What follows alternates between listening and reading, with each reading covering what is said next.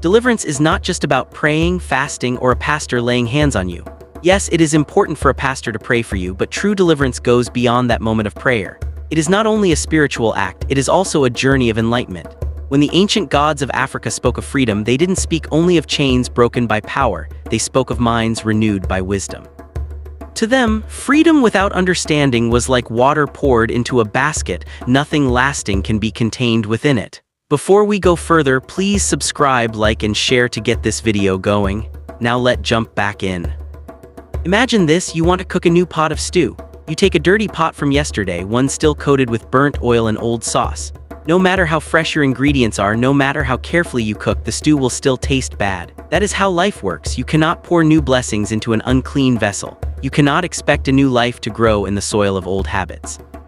No matter how many prayers are poured over you, if your habits, your thoughts, and your heart remain the same, you will keep tasting the same bitterness.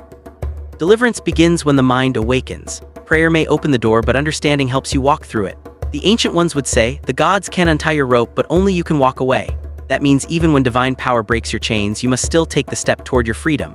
For instance, imagine someone who has been in chains for 40 years, trapped in one compound, one routine, one mindset. Even if the chains are broken, that person might still sit there, because bondage is not only in the body, it can live in the mind. That is why some people are prayed for yet feel as though nothing has changed. The prayer may have worked, the chain may be broken, but if the mind still thinks like a prisoner, the person will remain stuck in the same old circle. Deliverance must touch not just your spirit, but your thoughts, your actions, and your way of living. You must learn how to live free after you have been set free. So yes, prayer breaks the chain, but enlightenment teaches your spirit to move forward. Until you renew your thoughts, until you cleanse your inner self, until you choose a new pattern of living, you will not see real change. Deliverance is both spiritual and practical. It is the meeting point between divine power and human responsibility. The gods of Africa understood this balance. They taught that freedom must be followed by wisdom, or else one will always return to the same prison, wearing invisible chains. The ancient priests knew that when a man receives freedom without guidance, he becomes a slave again by his own choices.